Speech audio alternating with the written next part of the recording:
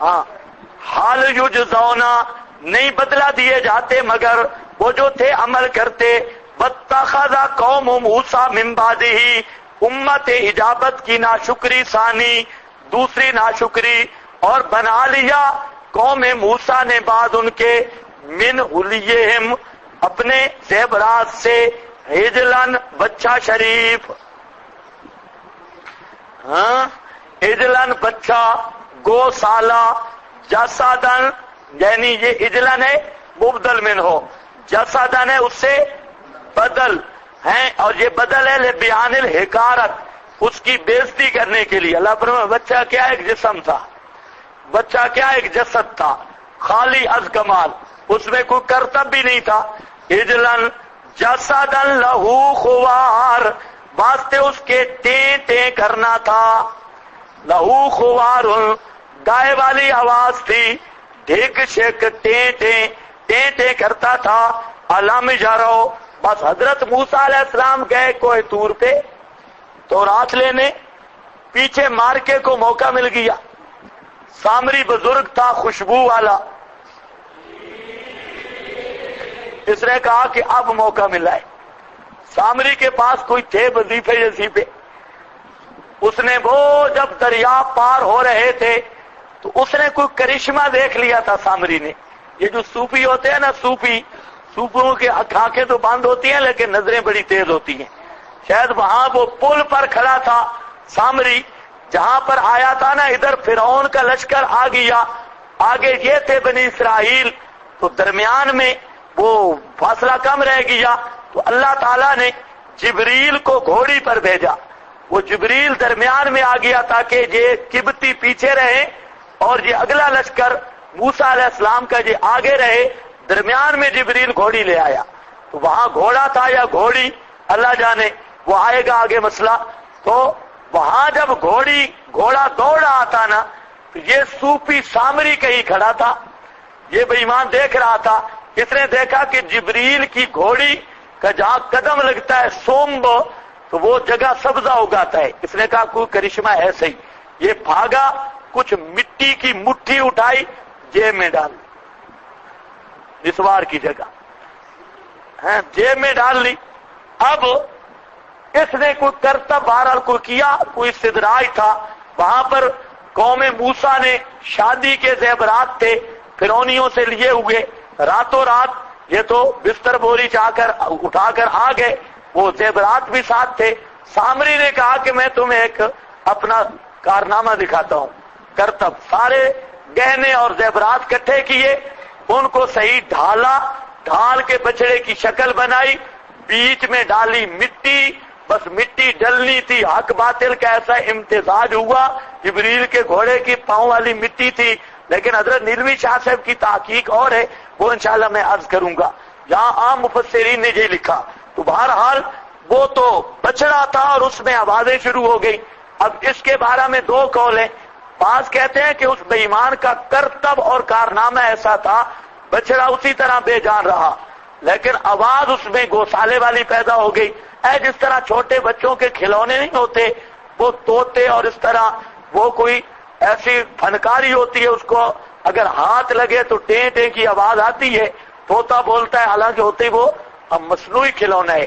تو اس طرح اس بے ایمان نے کوئی کرتب کیا. بعض حضرات کی یہ رائے ہے لیکن اکثر یہ کہتے ہیں کہ بطور استدراج کے اور امتحان کے وہ جو بچڑا تھا وہ گوشت پوست کا بچڑا بن گیا سچ مچ بچڑا بن گیا صرف سیٹی نہیں تھی اس کا گوشت وہ بانی بچڑا گیا اور بچڑا بن کے آوازیں بھی نکالنے لگا. یہ دونوں قول ہیں جو بھی اختیار کر لو آپ خود محققین ہیں. اب دیکھو اجلن جسد اللہ خوار علام جارو انہو اللہ فرماتے ہیں بڑے بے وقوف ہیں کیا نہیں دیکھا انہوں نے وہ ان سے کلام بھی نہیں کر سکتا. لا یکلمہم ولا یہدیہم اور انہیں راستہ بھی نہیں دکھا سکتا نہ دین کا نہ دنیا کا. بنا لیا انہوں نے اس کو وکانو کیا بنا لیا اتخذوہ الہن. میں نے کہا کہ یہ الہ پورے قرآن میں جہاں معذوف ہے یہ قابل ذکر ہے ہی نہیں بچہ تے الہ، گوسالہ اور الہ، یہاں پر بھی الہن یہ مفعول اس کا مقدر کر دیا. وَكَانُوا ظَالِمِينَ، اور تھے بڑا ظلم کرنے والے. وَلَمَّا سُوقِطَ فِي أَيْدِيهِمْ، اب بات سمجھنی ہے. سوکیتا ایک اس کا لفظی ترجمہ ہے. لما جس وقت گرائے گئے، فی ایدیہم علی ایدیہم، اپنے ہاتھوں پر یا اپنے ہاتھوں میں، رأو انہم قد ضلوا، دیکھا انہوں نے کہ تحقیق وہ گمراہ ہو گئے. ایک معنی لفظی یہی ہوگا، لیکن یاد رکھو سوکیتا یہ محاورہ عرب کا. عرب کے محاورہ کس کو کہتے ہیں؟ یقال للنادم المتحیر، جو نادم اپنا نادم ندامت سے نادم ہو، متحیر ہو، حیران ہو، تو اس کو کہتے ہیں قد سوکیتا فی یدہ، یہ گرایا گیا اپنے ہاتھ میں. بھئی دیکھو نا، آدمی جب پریشان ہو یا نادم حیران ہو تو وہ اس طرح کر کے بیٹھ جاتا ہے. کرتے ہوگے نہیں؟ یہ ہاتھ اس طرح کر کے اس طرح، یہ کیا ہے؟ ندامت سے کنایا ہے. یا اپنے ہاتھوں کو چک لگاتا ہے، یہ بھی کیا ہے؟ ندامت. تو یہ محاورہ ہے سوکیتا، اس آتا بھی مجہول ہے. تو جب گرائے گئے اپنے ہاتھوں پر، کیا مطلب؟ یعنی پیشامان ہو گئے، حیران ہو گئے. فرأو انہم قد ضلوا، اور دیکھا انہوں نے قد ضلوا کہ وہ گمراہ ہو چکے ہیں. قالوا لئن لم یرحمنا ربنا، قالوا کہا انہوں نے، اگر نہ رحم کیا ہم پر ہمارے رب نے اور نہ معاف کیا ہمیں، ہم ہو جائیں گے من الخاسرین، نقصان اٹھانے والوں سے. فلما رجع موسیٰ الی قومہ، اور جس وقت واپس ہوئے موسیٰ علیہ السلام اپنی قوم کی طرف، غضبانہ، حضرت موسیٰ کو اطلاع پہنچ گئی. اللہ تعالیٰ نے خود فرمایا، آگے آ رہا ہے کہ جو قوم جو ہے، اللہ تعالیٰ نے پوچھا کہ موسیٰ علیہ السلام وہ قوم کدھر ہے؟ حضرت موسیٰ علیہ السلام نے فرمایا قوم تو پیچھے میں چھوڑ آیا ہوں. اللہ نے فرمایا بڑی جلدی کی، ان کی تربیت کرنی تھی. تو آ گیا ہے اذلہم السامری، پیچھے بابا ٹکر گیا ہے، بابا سامری، اس نے اپنا ڈھول بجانا شروع کر دیا ہے. چنانچہ یہاں پر جب اس کی آواز آئی نا، یہ سارے صوفیوں نے پہلا کام کیا، کپڑے اتارے اور اس کے ارد گرد ناچنا شروع کر دیا. یہ ہے قوالی کی بنیاد، پہلی قوالی والی قوم. قرطبی وغیرہ نے صاف لکھا کہ انہوں نے قوالی کی، ڈھول بجاتے، باجے بجاتے اور ناچنا شروع کیا. یہ طیر القادری والی عبادت بھی پرانی آ رہی ہے، ناچنا، ڈانس ہیں. یہ بریلوی پیر ہونے کے لیے ڈانس کرنا بھی شرط ہے، جب تک ڈانس نہیں ہوگی پیر نہیں بنتا. میں نے تو اس دن دیکھا ہے پیر نصیر الدین کی ڈانس، سبحان اللہ، ایسا زبردست ڈانس کرتا ہے کہ کنجریاں بھی پیچھے رہ گئی. زبردست ڈانسر ہے اور پوری طریقے کے ساتھ پیر نصیر الدین گولڑے والا ایسا بہترین ڈانسر ہے کہ اگر لوگوں کو پتہ لگتا اب تو مر گیا، لوگوں کو پتہ لگتا تو اس کو شادیوں میں بلاتے. بہت زبردست، اور گانا بھی گاتا ہے بہت عجیب انداز میں. تو بریلوی پیر مولوی ہونے کے لیے شرط ہے کہ پورا کنجر ہو. کنجر پرانا لفظ ہے، فنکار کہہ لو، فنکار ہو. وہ سمجھ رہے ہو کہ نہیں سمجھ رہے؟ ہاں، قاری محمد طیب صاحب آئے تھے دیوبند سے، حضرت شیخ القرآن رحمہ اللہ اور دیگر حضرات بھی موجود تھے. تو قاری صاحب سے کسی نے پوچھا کہ بریلوی مذہب کا خلاصہ بیان کرو، بریلوی مذہب کس کو کہتے ہیں؟ تو اس نے کہا کہ اس معاملہ میں شیخ القرآن ہے، خلاصے یہ بہت بیان کرتے ہیں. تو شیخ القرآن صاحب کو کہا کہ آپ بیان کریں. تو شیخ القرآن صاحب نے کہا بریلوی مذہب کا خلاصہ ہے گانا بجانا تے عرساں دا کھانا. بس بریلوی مذہب کا خلاصہ کیا ہے؟ گانا بجانا تے عرساں دا کھانا. کیا؟ گانا بجانا اور عرسوں کا مال کھانا، یہ تین رکن ہے بریلویت کے، کھانا بجانا تے عرساں دا کھانا. یہ تو یہ قوالی کی ابتدا ہوئی سامری سے او بزرگوں، اور یہ حلولی تھے نامراد. حلول والے ہیں، کہا اللہ تعالیٰ کی ذات بچڑے میں حلول کر رہی ہے۔ اور موسیٰ علیہ السلام بھی نہ سے ایسے پہاڑ پہ چلے گئے، اللہ تو جہاں آ گیا۔ اب یہ پہلے بھی گائے کی پرستے دیکھ آئے تھے، اسی لیے وہ دائیا ان کے ذہن میں تھا، تو حلولی بے ایمان۔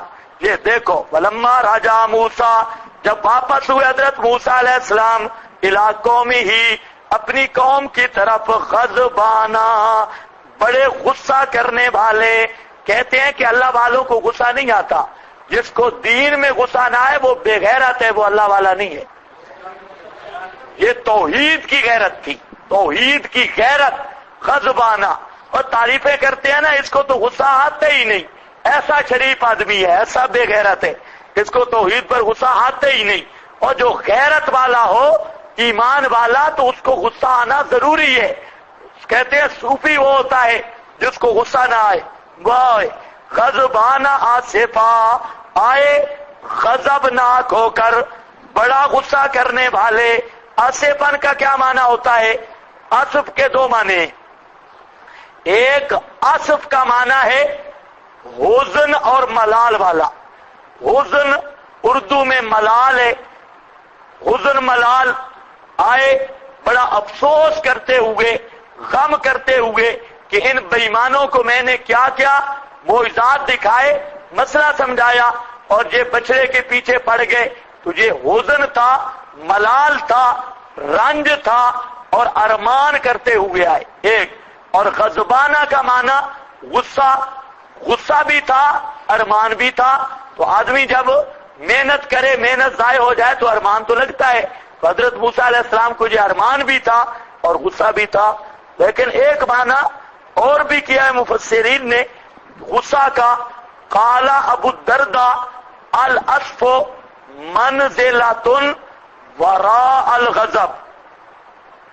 ایک ہوتا ہے غصہ اور ایک ہوتا ہے شدت غضب، سخت غصہ، جو غضب سے بھی اوپر کا درجہ ہے، اس کو کہتے ہیں الاسف۔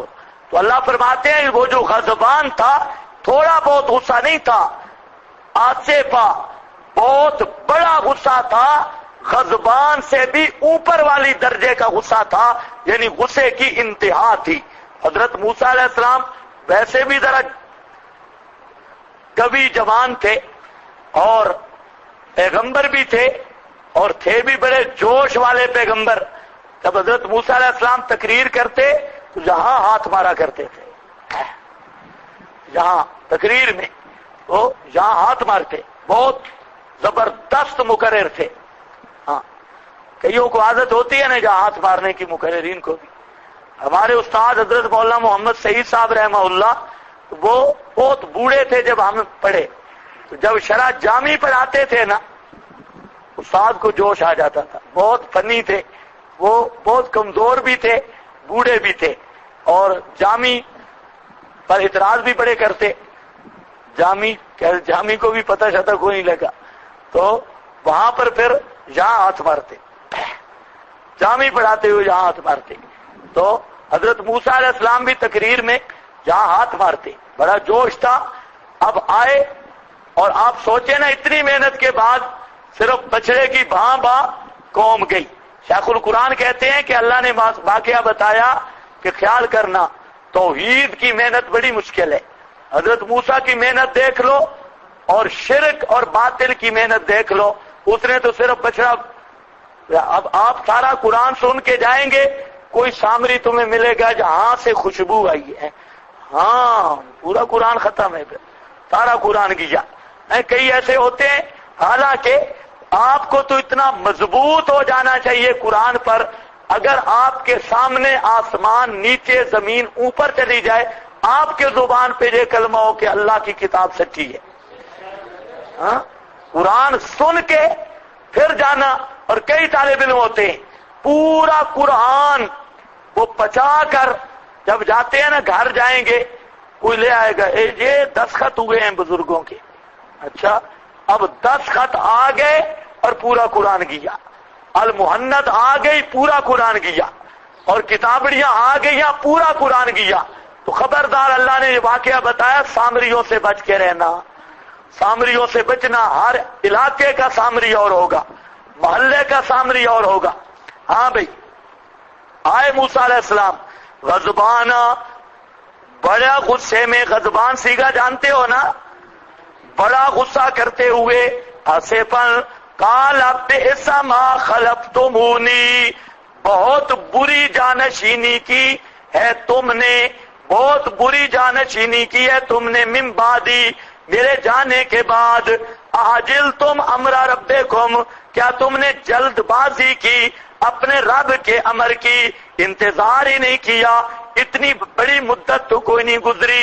وَأَلْقَى الْأَلْوَاحَ، اس سے احمد رضا نے سمجھا. احمد رضا مانا کرتا ہے القا، پھینک دیا تختیوں کو، پھینک دیا تختیوں کو. بے وقوف پیر کرم بھی یہی کہتا ہے، پھینک دیا. القى الألواح، حالانکہ وہ جو سورہ یوسف میں یہ لفظ آ رہا ہے، ہاں وہ کیا تھے، القوا علی وجہ ابی، نکالو سورہ یوسف، یأت بصیرا فاذهبوا بقمیصی ھذا فألقوا علی وجہ ابی. ابھی ہے یہاں پر القو کا کیا معنی کرو گے کہ اس طرح جا کے مار منہ پر. او بزرگو، القاء کا کیا معنی ہے؟ احمد رضا والا معنی تو یہ بنتا ہے کہ یہ قمیض لے جاؤ اور ابے کے منہ پر جا کے لگاؤ، اس کے پھینک دو. یہی معنی ہے یا لگاؤ والا معنی ہے یا پھینکنے والا معنی ہے؟ کہ منہ پر پھینکو اور منہ پر مارو زور سے. یہ کون سا معنی ہے؟ یہ رنجو خان بیچارہ یہ بھی ترجمہ لکھنے بیٹھ گیا. تو وہاں پر القو علی وجہ ابی کا مطلب یہ ہے کہ ان کے وہاں پر چہرے پہ رکھ دو قمیض، ڈالو قمیض. یہ نہیں ہے کہ مارو اور پھینکو، یہ پھینکنے والا معنی نہیں. یہاں پر بھی معنی ہے القى الألواح، وہ تختیاں رکھ دی.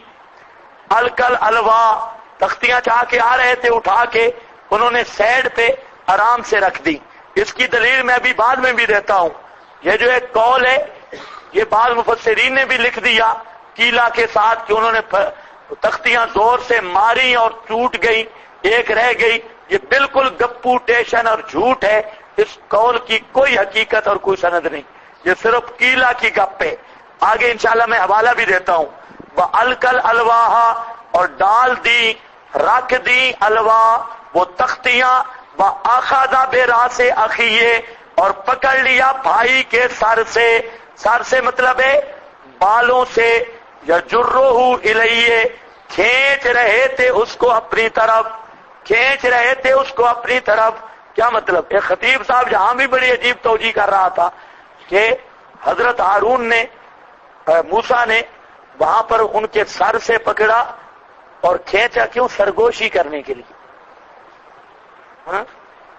ادھر پکڑا نا سر سے اور آگے کیا کان میں بات کر رہے تھے، کان سرگوشی کرنے کے لیے. اللہ ہدایت دے. یجرہ الیہ، کھینچا اس کو طرف اپنے. یہ کھینچنا کیوں تھا؟ غصے کی وجہ سے. اور حضرت موسیٰ کو یہ گمان تھا کہ شاید حضرت ہارون نے تبلیغ میں کوئی کوتاہی کی ہے، سمجھانے میں کوئی کسر باقی ہے. کہتے یجرہ الیہ قال ابن کہا میری ماں جائے، امی کے بیٹے. ان القوم، یہ دیکھ لو سیاق، سرگوشی نہیں تھی. کہتے ہیں میری ماں جائے امی کے بیٹے، بے شک قوم نے مجھے بہت بے بس کر دیا، بے حقیقت سمجھا. اذ تضعفونی، انہوں نے بے حقیقت سمجھا، کمزور سمجھا، اور قریب تھا یقتلوننی، کہ مجھے قتل کر دیتے. فلا تشمت، سبحان اللہ. قرآن انداز دیکھو، تورات کی تصحیح کر رہا ہے. تورات میں اس مقام پر جہاں ہے کہ یہ جو بچڑے کی پوجا کروائی حضرت ہارون بھی شریک تھے، حضرت ہارون بھی شریک تھے. قرآن حضرت ہارون کی صفائی دے رہا ہے کہ حضرت ہارون نے تو کیا کیا؟ حضرت موسیٰ نے جب پوچھا تو انہوں نے کہا میں نے تبلیغ کی. وَقَادُوا يَقْتُلُونَنِي، قریب تھا کہ مجھے قتل کر دیتے. فَلَا تُشْمِتْ، پس نہ ہنسا، نہ خوش کر، بے یل آدا میرے ساتھ دشمنوں کو، ولا تجعلنی مع القوم الظالمین اور نہ شمار کر میرا برتاؤ میں مع القوم الظالمین ظالم قوم کے ساتھ، میرے ساتھ بھی وہ برتاؤ نہ کر جو الظالمین ظالم قوم کے ساتھ ہوتا ہے۔ اب دیکھو یہاں حضرت موسیٰ علیہ السلام نے کیا کیا، آخذا برأس، ہاں، اور دوسرے مقام پہ لا تأخذ، اس بے لیتی لفظ ہے، معلوم ہوتا ہے داڑھی میں بھی ہاتھ رکھا اور سر میں بھی ہاتھ رکھ کے یجرو کھینچا، یہ اس کو کہتے ہیں غیرت حق، توحید کی غیرت۔ اتنی غیرت ہے حضرت موسیٰ کو، قوم مشرک ہو گئی اور تو صوفی بن کے بیٹھا ہے، کھینچا۔ معلوم ہوتا ہے کہ آدمی اگر کسی کی ڈیوٹی لگائے نا، امیر بنائے یا نائب بنائے، تو وہ اگر کوئی غلطی اس کی سامنے ہو تو اس کو بھی کھینچنا جائز ہے، جو قرآن سے ثابت ہے۔ کوئی سمجھ آئیے کہ نہیں؟ ہاں، کسی کو نائب اپنا بناؤ اور دیکھو کہ اس میں کوئی کمی ہو رہی یا سمجھو تو اس کو کھینچ سکتے ہو، یہ قرآن یجرہ، اس کو پوچھ سکتے ہو۔ کئی ہوتے ہیں ان کو تھوڑا آدمی ذمہ داری دے نا، دوبارہ جب پوچھے نا بھئی یہ کام صحیح ہو رہا ہے یا نہیں، وہ اپنی توہین سمجھتے ہیں، حالانکہ اس کی ڈیوٹی جب لگی تو اب ڈیوٹی کی ادائیگی اور بعد پرس پہ اسے خوش ہونا چاہیے۔ شرعی ضابطے یہ ہے جب ایک آدمی کو ڈیوٹی لگائی گئی تو اسے اپنا حساب کتاب بھی دینا چاہیے، اور ڈیوٹی لگانے والا نیابت کے بارے میں پوچھ بھی سکتا ہے، وہ ذمہ دار بھی ہوتا ہے۔ بہرحال یہ تو فقہا کے مسائل ہیں۔ یجرہ الیہ، حضرت کہتے ہیں، ہاں دوسرے مقام پہ بھی ہے یبنا اے میرے ماں کے بیٹے۔ یہ کیوں کہا؟ اس پر مفسرین بہت بحث کی ہے۔ ان کا والد فوت ہو گیا تھا بچپن میں، ماں تھی، اس لیے یبنا۔ اب بھائی بات یہ نہیں، بات یہ ہے کہ یہ یبنا کہا ترحم کے لیے، اس کو رحم آ جائے۔ حضرت موسیٰ علیہ السلام کو کیا ہے؟ رحم، او میری امی کے بیٹے۔ امی کے بیٹے کہنے کا مطلب کیا ہوتا ہے کہ رحم آ جائے اور مجھے چھوڑ دیں۔ اچھا، داڑھی اتنی تھی کہ حضرت موسیٰ کا ہاتھ پڑ گیا، اور مودودیوں والی داڑھی، اس میں تو پلاس بھی نہیں پڑتا۔ لا تاخذ بلحیتی جو کہا کہ میری داڑھی سے نہ پکڑ، معلوم ہوتا ہے داڑھی اتنی تھی کہ حضرت موسیٰ کا ہاتھ پڑ گیا۔ مٹھ بھر داڑھی کا ثبوت قرآن سے بھی ہو گیا، مٹھ بھر داڑھی، اور داڑھی سب تمام انبیاء کی سنت ہے۔ ہاتھ پڑا، یہ مودودیوں والی بدعتی داڑھی، یہ داڑھی نہیں ہے، یہ بدعت ہے، چھوٹی تھوڑی تھوڑی داڑھی اور اس کو دین سمجھتے ہیں، یہ پکی نری بدعت ہے۔ اور مودودی کو آپ دیکھیں گے، جو بھی مودودی مذہب کے قریب ہوگا وہ عبداللہ ابن ابی کا نمونہ ہوگا۔ ابھی بے شک آپ نقد بھی کریں، کوئی مسئلہ نہیں، لیکن جب آپ عملی میدان میں جائیں گے، مودودی اور نفاق یہ لازم ملزوم ہے۔ ہو جماعت اسلامی کا اور مودودی ہو اور منافق نہ ہو، خدا کی قسم نہیں ہو سکتا، پکی بات نہیں ہو سکتا۔ ہاں البتہ نفاق کلی مشکک ہے، کہیں زیادہ ہوگا کہیں کم، لیکن مودودیت کے ساتھ نفاق ضروری ہے۔ اور اسی لیے وہ بزرگ فرما گئے ہیں، بغضہم کفر و نفاق و طغیان۔ یہ تحاوی سے عقیدہ تحاوی ہے، تینوں امام ایسے نہیں بول گئے۔ صحابہ کی محبت حبہم ایمان و ایقان و احسان، صحابہ کی محبت ایمان، ایقان، احسان ہے۔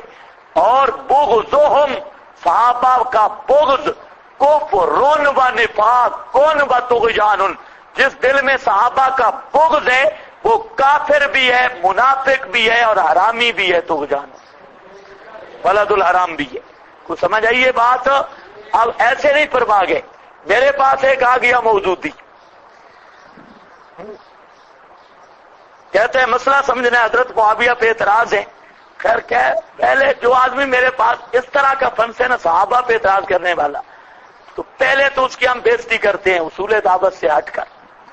اس مودودی کی اتنی بےزتی کی میں نے، دل مطمئن ہو گیا کہ اس بے ایمان کا کافی ہو گیا. اب میں نے کہا اب بیٹھو، حضرت معاویہ پہ جو اعتراض کرنا ہے کر، اور آپ کو مہلت ہے، سب کتابیں لے آ، حضرت معاویہ پہ کر اعتراض. خیر وہ جو ان کے چند مشہور اعتراض ہیں، حضرت معاویہ نے یہ کیا وہ کیا، تو اس کے جواب اس کو دیتا رہا، مطمئن ہو گیا. آخر پہ بظاہر میرا دل نہیں مار رہا تھا، لیکن وہ قسمیں کھانے لگا کہ میں توبہ کرتا ہوں اور میں تجدید نکاح بھی کرواؤں گا. توبہ کرتا ہوں، میں تو بے ایمان تھا، بہت بغض تھا میرے دل میں، یہ تھا بھی پڑھا لکھا. تو کچھ دنوں کے بعد آ گیا، کہتے میری بیوی بیمار ہے اور مجھے کچھ رقم چاہیے، اور کافی ساری رقم تھی، آپ مجھے قرض دے دیں تو 10 دن کے اندر میں واپس کروں گا. تو وہ قرض لے گیا، ابھی تک 10 دن نہیں ہوئے. تو پھر ایک دفعہ مجھے مل گیا. میں نے اسے کہا بے ایمانہ، تو اعتراض کر رہا تھا حضرت معاویہ پہ، شیطان تو ہفتہ لگایا تو نے، اور تو خنزیر سے بھی زیادہ خبیث ہے، تو نے جو پیسے دینے تھے وہ کدھر گئے؟ صحابہ پہ اعتراض کرتے، او جی میری مجبوری میں ہے. اصل میں تو پہلے سمجھ چکا تھا کہ تو بے ایمان ہے، لیکن وہ پیسے شیسے چلو اپنے پاس رکھ. اتنی بات ہو گئی کہ دشمن معاویہ دیانت دار نہیں ہو سکتا. تو آپ دیکھ لینا، جہاں پر بھی مودودی ہوگا اپنے اپنے ایریا میں دیکھنا، اول درجے کا منافق ہوگا، اور منافقت کے علاوہ مودودی ہو نہیں سکتا. کئی ہمارے ساتھی کہتے ہیں کہ ہمارے ساتھ وہ چلتے ہیں، تو منافق بھی صحابہ کے ساتھ چل پڑتے تھے، کوئی مسئلہ نہیں اگر وہ آپ کے ساتھ چلتے ہیں. لیکن یاد رکھو، مودودی اتنا ڈنگ مارے گا، کبھی مودودیوں کے پر کبھی اعتماد نہ کرنا. چاہے وہ مودودی کعبۃ اللہ میں بیٹھا ہو، سمجھو کہ کسی منصوبے میں ہے. مودودی میں اخلاص آ سکتا نہیں، سوال نہیں پیدا ہوتا.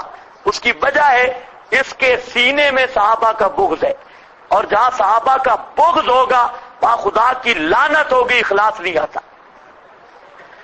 سمجھ گئے یا نہیں سمجھ گئے؟ ہاں، یہ جو مودودیوں کے ساتھ یاریاں رکھتے ہو نا، وہ ذرا خیال کرو. گپو ٹیشن اور یاریاں، یہ بہت بدماش قوم ہے. ہاں بھائی، اور مودودی کو توبہ بھی نصیب ہونا بڑی مشکل ہے ایسا. اور اکثر بے دین ہوتے ہیں، اکثر دین ان میں ہوتے ہی نہیں، کیونکہ دین وہاں شرط ہی نہیں. جیسا کوئی خبیث آ جائے تو جو جتنا بڑا بے ایمان ہوگا اس کے مزاج کے موافق ہے کہ جماعت اسلامی کا فارم پر کر دے.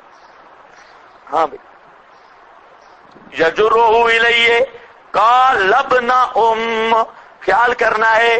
2 پیغمبر لڑ پڑے، حضرت موسیٰ نے حضرت ہارون کی داڑھی سے پکڑ کے کھینچا ہے کہ نہیں کھینچا؟ مسئلہ سمجھ آ گیا. حضرت موسیٰ کی نبوت پہ کوئی اثر پڑا ہے؟ جی، لڑائی تو ہو گئی. ایک تو یہ پتا چلا کہ لڑائی بھی ہو جائے تو عصمت پر کوئی فرق نہیں پڑتا.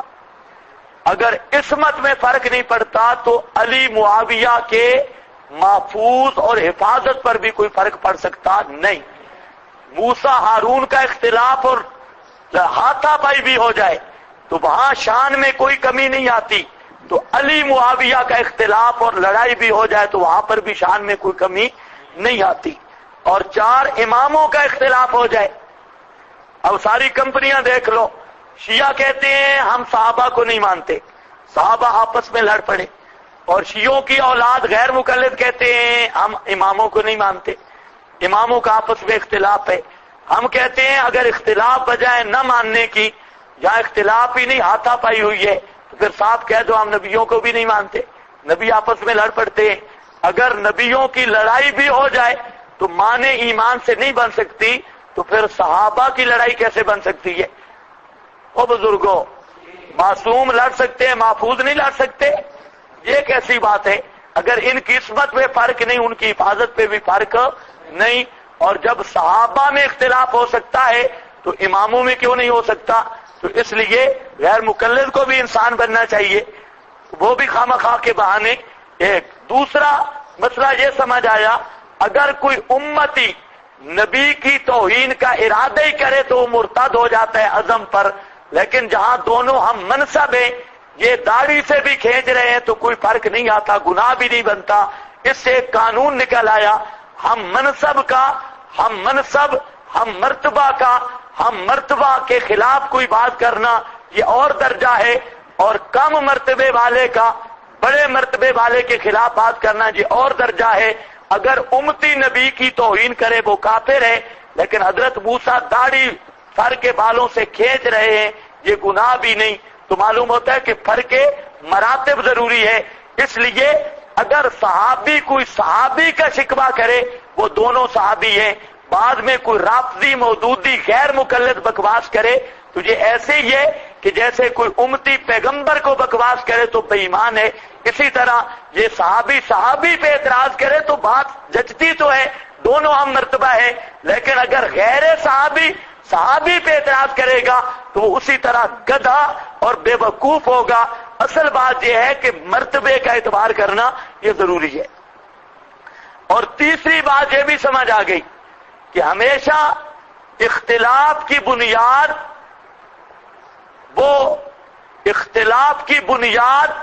وہ کوئی دنیاوی غرض نہیں ہوتی۔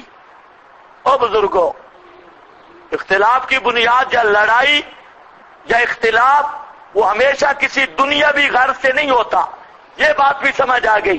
کبھی کبھی غیرت حق اور دین کی وجہ سے بھی اختلاف ہو جاتا ہے، غیرت حق اور دین کی وجہ سے بھی اختلاف ہو۔ جہاں پر اختلاف کیا اجتہادی ہے، حضرت ہارون یہ سمجھ رہے ہیں، وہ آگے خود بتائیں گے کہ میں نے سختی نہیں کی کہ تو یہ کہتا تفرقتا کہ تو نے بنی اسرائیل کو ٹکڑے ٹکڑے کر دیا، میں تیری انتظار کر رہا تھا۔ حضرت موسیٰ علیہ السلام یہ کہہ رہے تھے کہ تو نے میرے والا ہاتھ کیوں نہیں رکھا، سختی کیوں نہیں کی، ان کو مہلت کیوں دی۔ ان کا بھی اپنا مقصد تھا، ان کا بھی اختلاف اجتہادی ہے۔ اجتہادی اختلاف تو نبیوں کے درمیان بھی ہو سکتا ہے، تو 4 اماموں کے درمیان کیوں نہیں ہو سکتا؟ او بزرگوں، ایک بات، اچھا جی، حضرت علی اور معاویہ کا اختلاف بھی اجتہادی تھا، اور بات صرف اتنی تھی، حضرت معاویہ کا مطالبہ تھا خون عثمان کا قصاص، یہ پہلے ہو۔ حضرت علی کا مطالبہ تھا میری حکومت مضبوط ہو جائے، اس کے بعد قصاص لوں گا۔ دونوں قصاص پر بھی متفق تھے، فرق اتنا تھا، حضرت معاویہ اور ام المومنین کا موقف یہ تھا کہ فی الفور حضرت عثمان کے قاتلوں کو گرفتار کر کے کیفر کردار تک پہنچایا جائے۔ حضرت علی کہتے تھے میں یہ کام کروں گا صحیح، لیکن خلافت کے مضبوط ہونے کے بعد اصل میں یہ اختلاف ہوا، اور پھر بلوائیوں کی وجہ سے لڑائی تک بھی نوبت پہنچ گئی۔ تو یہ اختلاف بھی کون سا اختلاف ہے؟ اختلاف اجتہادی۔ اس کو قاضی مظہر شیطان نے یہاں تک کہہ دیا یہ انادی اختلاف ہے، اور یہ حضرت معاویہ نے سری نصوص کی جان بوجھ کر خلاف ورزی کی۔ تو یہ اس قسم کی جو باتیں ہیں مودودی نے بھی لکھی، مظہر نے بھی لکھی، اور بھی بعض کراچی والے محققین وہ لکھتے رہے، لیکن اصل بات میں نے آپ کو بتا دی۔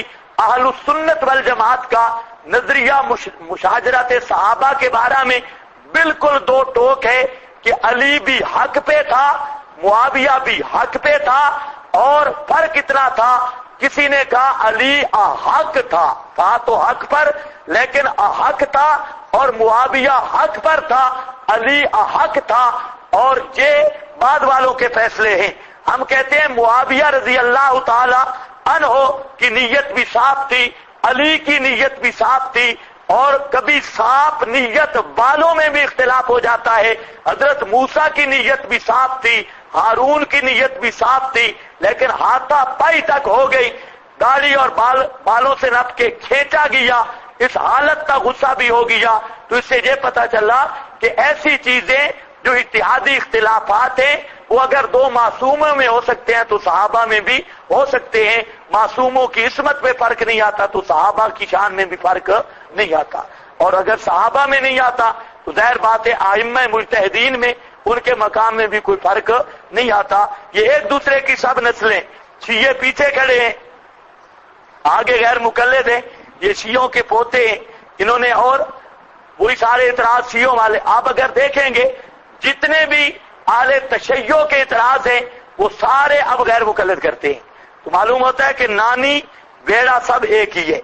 अब देखो जी, इख्तिलाफ अखज़ा बिरासे अखीए यजुर्रुहु इलैहि काल अब्ना इन्नल कौमा हो गया फला तुशमित। ये जुमला बड़ा अजीब कहा, कहते हैं मेरा भाइया माँ के बेटे दुश्मनों को तो खुश न करना, तेरा मेरा मामला है अंदर ही निपटा लेंगे। इससे भी कानून आया कि ऐसे मसाइल छेड़ना या ऐसा अंदाज रखना कि दुश्मन खुश हो जाए, इससे बचना चाहिए। नबी पाक सल्लल्लाहु अलैहि वसल्लम दुआ करते थे, बुखारी में है आपकी दुआ, अल्लाहुम्मा इन्नी आऊज़ु बिका मिन सूइल कज़ा व दरकिश शका व शमाततिल आदा। अल्लाह मैं तेरी पनाह में आता हूं मिन सूइल कज़ा, बुरी कज़ा से, व दरकिश शका, और शकावत के पा लेने से, व शमाततिल आदा, और दुश्मनों के खुश होने से।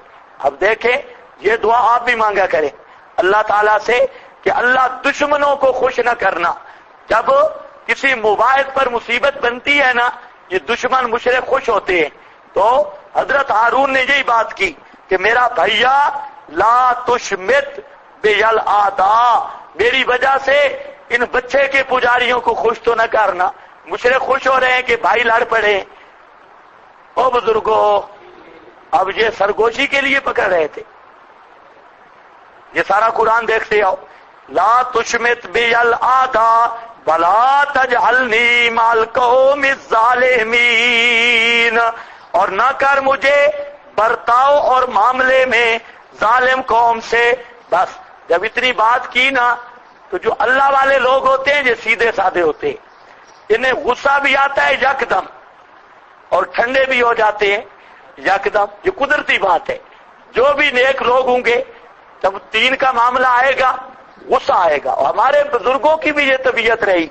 हजरत शेखुल कुरान रहमहुल्लाह बड़े जलाली थे, जिन्होंने देखा उन्हें पता है कि हजरत शेखुल कुरान के दौरा तफसीर केसों से भी पता चलता है कि कभी यकदम प्रेशर हाई, लेकिन फिर बिल्कुल ठंडे, बिल्कुल ठंडे, क्योंकि उनके दिल में कोई ऐसी बात नहीं होती। आजकल जो मुसीबत है, अगर हम एक पर गुस्सा हो जाए ना, बस सारी जिंदगी बाइकाट, और वो हो जाए सारी जिंदगी। लेकिन लिल्लाहियत ये होती है कि बड़े बड़े वाकयात पेश हो जाए तो आदमी फिर ठंडा भी हो जाता है। और यही सीरत थी हमारे अकाबिर में। एक दफा सैयद इनायतुल्लाह शाह साहब रहमहुल्लाह पिंडी में तकरीर कर रहे थे। उस वक्त 9 सितारे चल रहे थे, सियासी इत्तेहाद 9 सितारे। तो शाह साहब ने वहां तकरीर में आयत फिट की, कान फिल मदीना ते तिसअतु राहतिन युफ्सिदूना फिल अर्ज़। ये 9 सितारों पर फिट किया, तिसअतु राहत, और हजरत शेख हामी थे 9 सितारों के। तो हजरत शेखुल कुरान को जो गुस्सा आया, उन्होंने स्टेज पर शाह साहब से लाउड स्पीकर छीन लिया और कहा कोई तकरीर नहीं, चलो। क्यों किया तूने तकरीर? अब शाह साहब थे, आप हौसला भी देखें। हालांकि शेखुल कुरान बहुत इज्जत करते थे शाह साहब की। वो संगवाले के वाकया में शेख रो पड़ता है जब बयान करता है, कहता है जब गोली चल गई तो मेरी चीख निकल गई। मैंने कहा हाय अल्लाह, मैं होता इनायतुल्लाह शाह की जगह, मैं मारा जाता और इनायतुल्लाह शाह बच जाते। ये तौहीद का बड़ा काम कर रहे हैं। लेकिन गुस्सा आया। शाह साहब आ गए पुराने किला में, तो शेख साहब के घर वाले जो बीवी थी वो बहुत नेक औरत थी, बहुत अच्छी। उन्हें पता चला, उन्हें पैगाम भेजा शाह साहब के कि शाह साहब को कहो जाए नहीं, इधर किला वाली मस्जिद में ठहरे। तो लेकिन शाह साहब को काम था, शाह साहब चले गए। शेखुल कुरान जब स्टेज से उतरे ना, अब गुस्सा जा चुका था। अब याद आया, पूछा शाह साहब किधर है? मैंने कहा शाह साहब तो चले गए। शेखुल कुरान घर भी नहीं आए, सीधे गाड़ी पर बैठे और गए पीछे शाह साहब के। صبح جا پہنچے انی شریف، عنایت اللہ شاہ صاحب وہاں تھے اپنے استاد کے پاس، یہ بھی گئے اور جا کے شاہ صاحب کے پاؤں پکڑ لیے، مجھ سے غلطی ہو گئی۔ یہ اصل چیز ہوتی ہے، للہیت اسی چیز کا نام ہے۔ اور اسی طرح بے شمار واقعات ہیں، بے شمار۔ تو آپ بھی اپنی طبیعت میں یہ چیز پیدا کریں، اگر کہیں غصہ آ بھی جائے تو وہ غصے کو باقی نہیں رکھنا۔ یہ حضرت موسیٰ کو غصہ آیا ہے اور رائے حق میں غصہ آنا چاہیے، لیکن ابھی کہتے ہیں رب اغفر لی بھلے اخی، گیا نا غصہ گیا، رب ہے یہی معنی ہے نا، اللہ کی توحید کی وجہ سے دوستی اور دشمنی۔ پہلے حضرت کے ذہن میں تھا شاید اس نے کوتاہی کی ہے، لیکن جب صفائی ہو گئی اب چھوڑ دیا، یہ نہیں کہ اب بھی موڈ بنا لیا، اب فوراً کہتا ہے رب اغفر لی، اللہ مجھے معاف کر دے، والے اخی میرے بھائی کو بھی معاف کر دے، کوئی اگر معاملہ میں کوتاہی ہو گئی وَأَدْخِلْنَا، اور داخل کر ہم کو فی رحمت کا، اپنی خاص رحمت میں، وَأَنْتَ أَرْحَمُ الراحمین، ان الذین، بے شک وہ لوگ، اتخذوا العجل، بے شک وہ لوگ جنہوں نے بنایا ہے العجل، بچڑے کو، بچڑے دیکھا پھر الہ معذوف ہے، اتخذوا العجل کا مفعول ہے، اتخذوا کا دوسرا مفعول پھر معذوف ہے، یعنی الہن، الہ بنایا، پہنچے گا ان کو غضب من ربہم، غضب ان کے رب کی طرف سے، وذلت، اور رسوائی، فی الحیات الدنیا، دنیا کی زندگی میں بھی، کیا مطلب دنیا میں بھی سکون کی زندگی نہیں گزار سکیں گے، دنیا میں بھی ذلت پہنچے گی، وَكَذَلِكَ نَجْزِي الْمُفْتَرِينَ، اسی طرح ہم بدلہ دیتے ہیں گھڑنے والوں کو جو افتراء کرتے ہیں، مفتری جھوٹ بولنے والے، وَالَّذِينَ عَمِلُوا الصَّالِحَاتِ، ثمرہ توبہ وہ لوگ جنہوں نے کام کیے اچھے، ثُمَّ تَابُوا مِن بَعْدِهَا، پھر توبہ کی، من بعدها، سیئات کے بعد، گناہ ہو گئے اور 2 سالہ پرستی بھی ہو، کوئی بھی ہو، لیکن اس کے بعد توبہ کر گئے، وَآمَنُوا، اور ایمان لائے، اِنَّ رَبَّكَ مِن بَعْدِهَا، بے شک رب تیرا، من بعدها، بعد اس توبہ کے، ضمیر کا مرجع توبہ، غفور الرحیم، البتہ بہت معاف کرنے والا، رحم کرنے والا ہے، گناہوں کو بخش دیتا ہے، نعمتوں کی بارش کرتا ہے، وَلَمَّا سَكَتَ، پس جب چلا گیا، ساکت ہو گیا، ام موسیٰ الغضب، حضرت موسیٰ سے غصہ چلا گیا، اخذ الالواح، لے لیا الواح، پہلے الکل الواح، اخذ الالواح، پتہ لگے ٹوٹی چھوٹی کوئی نہیں تھی، جیسے رکھی تھی اسی طرح لے لی۔ اس پر عبارت بھی لکھ لو راضی رحمہ اللہ کی، اخذ الالواح ظاہر ھذا علی ان شیئا منها لام ینکسر ولام یبطل، ہاں بھئی ظاہر ھذا، اس آیت کا ظاہر یہ بتا رہا ہے، علی ان شیئا منها، کوئی چیز بھی ان تختیوں میں سے، لام ینکسر، ٹوٹی بھی کوئی نہیں، ولام یبطل، اور مٹی بھی کوئی نہیں، از کبیر، فرماتے ہیں کوئی چیز ٹوٹی بھی نہیں اور مٹی بھی نہیں ہے۔ احمد رضا کا جھوٹ ہے، کہتا ہے کہ تختیاں ٹوٹ گئیں اور تفصیل کل شے اڑ گئی، کوئی نہیں، الکل الوا، جس طرح تختیاں رکھی، آخا زل الوا، وہی تختیاں اٹھا دی، کوئی تبدیلی شبدیلی نہیں آئی۔ اب کرو فیصلہ، اگر پڑھنا ہے بولنا ہے تو 12:30 بجے بس کریں گے، اگر نہیں بولنا تو انشاءاللہ 2:30 بجے نماز پڑھیں گے۔ سوچ لو، اب منت شنت نہیں ہوتی آپ کی، کیونکہ بولنا آپ کے لیے توہین ہے، آپ کو کچھ کہہ نہیں سکتے کیونکہ آپ اولیاء اللہ ہیں، یا کچھ صرف اولیاء مضاف الیہ جو بنا لو، وہ مقدر رکھتے ہیں۔ بہرحال اچھا چلو، اب دیکھو کوئی اتنا مشکل نہیں، اب آسان ہے، آگے مشکل نہیں ہے مسئلہ، اب تھوڑا چلو۔ وَلَمَّا سَكَتَ عَن مُوسَى الْغَضَبُ، اخذل الوا لے لیا تختیوں کو، وفی نسختہا اس کے نسخہ کا معنی لکھا ہے، نسخہ بے معنی منسوخہ اور بے معنی کیا ہے مکتوبہ، اور اردو میں اس کی تعبیر ہے تحریر، اور اس کے تحریر میں ہدن ہدایت تھی باعتبار علم کے بتا دیا ہے پہلے، رحمت اور رحمت تھی باعتبار عمل کے، للذین هم لربہم واسطے ان کے جو اپنے رب کے لیے یرہبون یعنی رب سے ڈرتے ہیں، ڈر رکھنے والے ہیں، واختار موسیٰ قومہ اور چنا حضرت موسیٰ نے اپنی قوم کو 70 رجلا 70 آدمی، یہ سورۃ البقرہ میں گزر چکا ہے، 70 آدمی بزرگ چنے تھے، کیا وہاں پر کوئی طور پہ لے گئے، وہ انہوں نے کہا تھا نا کہ موسیٰ علیہ السلام کہیں بھول تو نہیں گیا، تورات کے احکام بڑے سخت ہیں،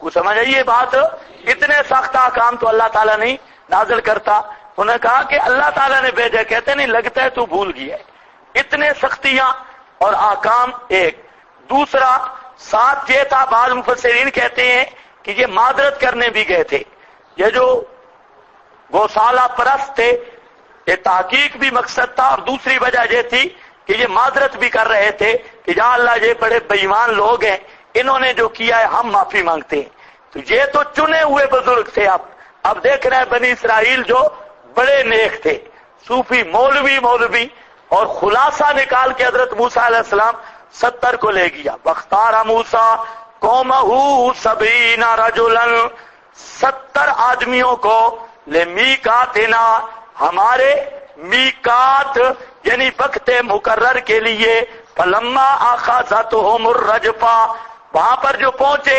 آواز تو آئی، انہوں نے سن لی، کہتے ہیں موسیٰ علیہ السلام اور بات ہے آواز تو آ رہی ہے لیکن پتہ نہیں کس کی ہے، ہم حتی نر اللہ جارتن یا بیاں اللہ کو دیکھتے نا، حضرت موسیٰ نے بھی کہا تھا نا آرینی، انہوں نے بھی کہا نر اللہ، لیکن حضرت کا کہنا تھا آرینی والا کہنا تھا ازروے ذوق اور محبت کے، اور جو انہوں نے کہا تھا بزرگوں نے وہ ازروے شرارت کے تھا، نر اللہ جارتن، اس لیے ان کو جواب اور ملا، تو بادل تھا نا بہت بڑا، تو اسی میں کوئی گرج پیدا ہوئی، کڑاک آئی، اسی مقام پہ حضرات ٹھنڈے ہو گئے، قومہ 70 رجلا لمیقاتنا فلما اخذتهم الرجفہ جب لے لیا ان کو رجفہ نے، نیچے سے یا اوپر، نیچے سے زلزلہ تھا، اوپر سے کڑک تھی، قال رب حضرت موسیٰ علیہ السلام کی التجا، حضرت موسیٰ تو پھر پریشان، یا اللہ قوم کو کیا جواب دوں گا، پیچھے کیا، وہ تو کہیں گے کہ 70 کو مارا ہے موسیٰ علیہ السلام، قوم ہی ایسی ہے، پہلے بھی ساری باتیں ظاہر ہے، کہتے ہیں رب لو شئتا آلکتہم من قبلو، اے میرے پروردگار اگر تو چاہتا ہلاک کرتا ان کو اس سے پہلے، وَإِيَّايَ اور مجھ کو بھی، اللہ مجھے بھی مار دیتا، ان کو بھی پہلے مار دیتا، قوم کے تانے تو نہ سننے پڑتے، تولے کو نہ، یہ استفہام آپ کے پاس لکھا ہے استعطاف کا، لیکن بعض بزرگوں نے اس استفہام کو لیا ہے استعظام کا، استعظام کا مطلب کیا ہے، عظمت طلب کرتے ہوئے، اے میرے اللہ اتہلکنا یعنی لا تہلکنا، اللہ تیری ذات بڑی عظیم ہے، اس چھوٹے کام پہ ہمیں ہلاک نہ کر، اس استفہام کو کیا کہتے ہیں، استفہام استعظام، اور مطلب کیا ہے، اللہ تیری ذات بہت بڑی ہے، تو بہت عظمتوں والا ہے، ان بے وقوفوں کے اس کام پر ہمیں ہلاک نہ کر، اتہلکنا کیا تو ہلاک کرتا ہے، بما ہم کو، بما ساتھ اس کے کہ کیا سفہا نے بے وقوفوں نے، منا ہم میں سے، ان ہے یا اللہ فتنتوں کا، نہیں ہے یہ مگر محض ابتلا اور آزمائش، یہ تو تیری کوئی آزمائش ہے اور یار امتحان ہے، ہاں بھئی تو ذلو تو گمراہ کرتا ہے اس فتنہ کے ساتھ، منتشا جس کو چاہے اور ہدایت دیتا ہے جس کو چاہے، یہ بار بار پڑھا، ہدایت منیب کو ملتی ہے، گمراہی پر ضدی اڑتا ہے. انتا ولینا، تو ہے کارساز ہمارا. فاغفر لنا، بس بخش دے ہم کو. اب توسل موسوی کیا ہے؟ انتا ولینا، اللہ کارساز جو تو ہے اس لیے ہمیں بخش دے. کون سا توسل پیش کیا؟ اللہ کے اسماء حسنی والا. انتا ولینا فاغفر لنا ورحمنا، ہم پہ رحم کر دے. وانتا خیر الغافرین، اور تو ہے سب سے بہتر معاف کرنے والا. وَاكْتُبْ لَنَا، لکھ دے. یہاں وَاكْتُبْ بمانا اوجب یا اس بت دونوں ہو سکتے ہیں. واجب اوجب لنا، اس بت لنا، ہمیں پکا کر دے اس دنیا میں بھی حسنتن، نیکی، اور آخرت میں بھی بالآخرہ انا ہدنا الیکا. وہ میں نے بتایا یہود کو یہود کہنے کی 3 وجہ. ایک یہ لفظ بھی ہے انا ہدنا، ہم نے رجوع کیا ہے طرف تیرے. قال عذابی، اللہ نے فرمایا اجابت الہیہ، عذاب میرا پہنچاؤں گا ساتھ اس کے جس کو میں چاہوں گا. اور رحمت میری واسعت کل شیء، سبحان اللہ، عذاب دوں گا جس کو میں چاہوں گا. اور جو رحمت میری ہے یہ واسعت کل، ہر چیز کو، ہر تمہاری چپ کو بھی یہ رحمت شامل ہے، ہر چیز کو یہ رحمت شامل ہے. واسعت کل شیء. یہاں پر بزرگوں نے ایک لطیفہ لکھا ہے. کہتے ہیں کہ ایک دفعہ ابن العربی ایک بزرگ تھا، تو بڑا بزرگ گزرا ہے. شیطان سامنے آ گیا. شیطان بزرگوں کے سامنے آتا رہتا ہے. شیطان آ گیا ابن العربی کے سامنے. تو شیطان نے کہا جی میں مسئلہ پوچھنے آیا ہوں. اس نے کہا بتاؤ. کہتا ہے کہ اللہ کی رحمت اتنی ہے، یہ آپ بیان کرتے ہیں، لیکن یہ بتا کہ اللہ کی رحمت کا میرے لیے بھی کوئی حصہ ہے؟ ابن عربی کو کہا میرے لیے بھی اللہ کی رحمت کا کوئی حصہ ہے؟ تو ابن عربی نے کہا نہیں، تیرے لیے کوئی نہیں، تو لعنتی ہے، ملعون ہے. انا علیک لعنتی الی یوم الدین، تجھ پہ تو کوئی رحمت نہیں. تو شیطان نے کہا پھر تو قرآن کوئی نہیں پڑھا؟ یہ آیت جو ہے رحمتی واسعت کلّا، تو کل شے میں نہیں ہوں. تو ابن عربی کو کہا کہ تجھے تو قرآن نہیں آتا، ایسے بزرگ بنا ہوا ہے. واسعت کل شے آیا نا بزرگو، اس کل شے میں شیطان نے کہا میں بھی ہوں. تو ساکتا ابن العربی، ابن عربی نے شیطان کی یہ بات سنی تو خاموش ہو گیا. اس پر حضرت نانوتوی نے حاشیہ چڑھایا ہے رحمت اللہ علیہ. حضرت نانوتوی کہتے ہیں اگر میں ہوتا نا ابن عربی کی جگہ تو میں شیطان کو جواب دیتا کہ اللہ کی رحمت تجھ پہ نہیں ہے. کیوں؟ کہ اللہ رب العزت کی رحمت کی جو چھتری ہے تو خود اس سے نکل گئی ہے. بڑی چھتری ہے لیکن تو خود اس چھتری سے نکل گیا ہے، اس لیے تو رحمت سے فارغ ہے. اور حضرت تھانوی نے لکھا کہ اگر میں ہوتا تو اس کا جواب یہ دیتا. اس نے اور جواب دیا. تھانوی رحمہ اللہ فرماتے ہیں کہ میں ہوتا تو اس کا جواب یہ دیتا کہ شیطان کو کہتا تیرا بھی حصہ ہے رحمت سے. کیوں؟ کہ اللہ نے جتنا تیرے لیے عذاب مقرر کیا ہے اس سے زیادہ عذاب دینے پر بھی اللہ قادر ہے، لیکن اپنی قدرت کے مطابق نہیں کیا. تیرے لیے جو عذاب آخرت میں مقرر کیا ہے نا، مثلا جتنا بھی ہے، اللہ اس سے سخت عذاب دینے پہ بھی قادر ہے. تو اس کو اتنا سخت نہیں دیا جو اس کی قدرت ہے، اپنی قدرت سے کم کر کے سخت دینا، یہ بھی تو تجھ پر خدا کی رحمت ہے. وہ کچھ سمجھ آئی ہے یا نہیں آئی؟ ہاں، یہ بھی تو رحمت ہے. تو یہ لطیفے جو ہوتے ہیں کوئی نسختی کا درجہ نہیں رکھتے، ایک بات سمجھانا مقصود ہوتی ہے. جس طرح مولانا روم رحمہ اللہ کی مثنوی ہے. اب تو نہ مثنوی پڑھنے میری زندگی میں ایک خواہش ہے اب تک ہے، اور میں کہتا ہوں کہ اگر کچھ صحیح معنوں میں آدمی ہو مثنوی کا ماہر تو مجھے سب کچھ چھوڑ کر بھی اس سے مثنوی پڑھنے کا ذوق ہے. مثنوی بڑی عجیب کتاب ہے، لیکن اب تو کوئی آدمی ملتا نہیں پڑھا تھا. ایسی گپیں ہیں آپ کی.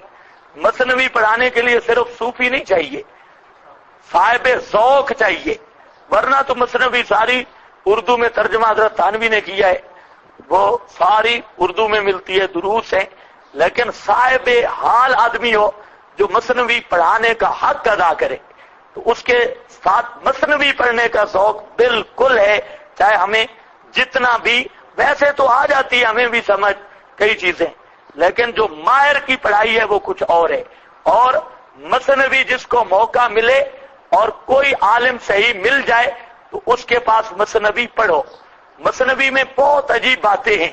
मौलाना हुसैन अली साहब रहमहुल्लाह ये मसनवी को बहुत पढ़ते और मसनवी उनको याद थी, और वो फरमाते कि मौलाना रूम रहमहुल्लाह ये बहुत अजीब बुजुर्ग गुजरे हैं, तो वाकई अल्लाह वाले थे और मसनवी में अजीब अजीब बातें हैं, लेकिन समझना जरूरी है।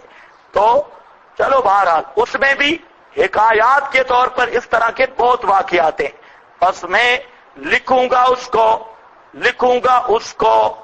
रहमत को, हाजमीर का मर्जे क्या है, रहमत खासा वास्ते उन लोगों के यत्तकूना जो बचते हैं, वयुतून ज़काता और अदा करते हैं ज़कात को, वल्लज़ीना हुम बिआयातिना युमिनून वो जो हमारी आयतों के साथ युमिनून ईमान रखते हैं, अल्लज़ीना यत्तबिऊन अर्रसूलन नबी अल्लज़ीना जी हसर है फला दर इत्तिबाए मोहम्मदी, अल्लाह फरमाते हैं फला को बंद कर दिया है मैंने इत्तिबाए मोहम्मदी में, अल्लज़ीना वो लोग यत्तबिऊन अर्रसूला जो इत्तिबा करते हैं, अर्रसूल अन्नबी अल उम्मी, तीन सिफतें आ रही हैं, अर्रसूल अन्नबी ये पढ़ते रहते हैं, रसूल और नबूवत का फर्क है या नहीं, ये सारी चीजें पढ़ी हुई है। रसूल का माना पैगाम लाने वाला, नबी का माना बुलंद शान वाला, नबी का माना क्या है, बुलंद शान वाला है। अब्दुल गफूर जिन्होंने पढ़ा है वहां पर भी लिखा है अन्नबुव्वत माखूज़ुम मिनर रिफा वहियल इर्तिफा वगैरह, वहां पर भी सारी बात लिखी है। नबुव्वत माखूज़ी नबवा से और इर्तिफा से है, नबी का माना ऊंची शान वाला, बुलंद शान वाला। अल उम्मी के कई माने किए गए, लेकिन जहां जो मुनासिब माना है अल्लज़ी ला यक़राउल किताबा, वो उम्मी मंसूब इलल माँ की तरफ मंसूब, जैसे माँ के पेट से आए इसी तरह रह गए, ला यक़राउल किताब, किताब शिताब नहीं पढ़ सकते, दस्तखत भी न करने वाले, ये नबी का मौजज़ा है। नबी के हक में ये कमाल है कि वो उम्मी पैगंबर जो पूरी जिंदगी ला यक़राओ किसी मदरसे स्कूल में गया नहीं और दस्तखत कर सकता नहीं, पढ़ा सकता नहीं, 40 साल के बाद ऐसे मोती बखेरने शुरू किए, सारी दुनिया के उलमा भी हैरान रह गए। तो ये नबी की नबूवत की दलील और सदाकत रसूल की दलील है। तो उम्मी होना पैगंबर के लिए क्या है, मौजज़ा है। ओ बुजुर्गो, हाँ, या उम्मी बेमाना मक्की, उम्मुल कुरा वाला, उम्मुल कुरा की तरह मंसूब, उम्मुल कुरा वाला यानी मक्की मदनी जिस तरह शान है, इसी तरह उम्मी मक्के वाला। अल्लज़ी लेकिन माना पहला है, ये वैसे मैंने कर दिया है, मुफस्सिरीन ने भी बात कर दिया, राजे हुई है। अल्लज़ी यजिदूनहू मकतूबन, वो जो पाते हैं इसको लिखा हुआ इंदाहुम अपने यहाँ, फिर तौरात वल इंजील, तौरात में और इंजील में, यअमुरुहुम बिल मारूफ व यनहाहुम अनिल मुनकर। नबी पाक सल्लल्लाहु अलैहि वसल्लम का जो तज़किरा और जिक्र है ये तो आलम अरबा से शुरू हुआ, आसमान से हर आने वाली किताब में आपकी आमद की खुशखबरियां थी। बड़ी बात है। अच्छा, कहते हैं ओ गई खतीब साहब हैं, अब पहले फिर पश्तो पढ़नी पड़ेगी। اچھا چلو آپ کی حسن زن کا ہم قدر کرتے ہیں. بہرحال لعل اللہ یحدث بعد ذلک امرا. دیکھو یہاں پر یہ بات کر رہا ہوں کہ الذی یجدونہ مکتوبا عندہم فی التوراۃ والانجیل. یہ آپ سمجھ لیں مدینہ کی جو آبادی تھی یہ بھی انتظار رسول میں اس کا قیام ہوا. بہت ساری روایات اور صحیح اور حسن سند سے بہت ساری روایات سب کا خلاصہ 1 منٹ میں بیان کر رہا ہوں. یہ جو مدینہ منورہ یثرب کی آبادی ہے اس آبادی کی وجہ انتظار رسول ہے صلی اللہ علیہ وسلم. اس سے پہلے تقریباً آپ کی بعثت سے 1000 سال پہلے آپ کی بعثت سے 1000 سال پہلے جہاں سے ایک بادشاہ کا گزر ہوا, بہت بڑا بادشاہ تھا, اس کا گزر ہوا اور اس بادشاہ کے ساتھ 5000 یا 500 علماء تھے, ہر مذہب کے, اہل کتاب کے علماء جو آسمانی کتابیں جانتے, ہر خطہ کے طبیب, ڈاکٹر. وہ بادشاہ جو ہے اس کا گزر وہاں سے ہوا, مدینہ منورہ سے پورے ایریا کا چکر لگا رہا تھا. تو وہاں جب مکہ مکرمہ کے قریب پہنچا تو وہاں اس نے ڈیرے ڈالے. اور ہوا یہ کہ پہلے جس ایریا میں جاتے تو لوگ بڑا اس کا استقبال کرتے. یہ مکہ کے قریب پہنچا, انہوں نے ڈیرے ڈالے, مکہ والوں نے تو انہیں گھاس ہی نہیں ڈالا, پوچھا ہی نہیں ہے. اب بادشاہ کو غصہ آیا, اس نے کہا یہ کیا معاملہ ہے, یہ کون لوگ ہیں؟ بڑا مولوی منگایا جو امیر تھا, اس سے پوچھا یہ کیا معاملہ ہے, کون سے بدو لوگ ہیں, انہوں نے ہمیں پوچھا ہی کوئی نہیں ہے, اکرام شکرام بھی کوئی نہیں. تو بے پرواہی انہوں نے کہا کہ جہاں ایک ہے کعبۃ اللہ اور یہ لوگ اس کے خادم ہیں, اور یہ لوگ سمجھتے ہیں کہ ہم کعبۃ اللہ کے خادم ہیں, ہم کسی کو کچھ سمجھتے ہی کچھ نہیں. تو یہ قریش لوگ ہیں بہت اونچے درجے کے, یہ سب کو کسی چیز کو اہمیت نہیں دیتے اس کعبۃ اللہ کی وجہ سے.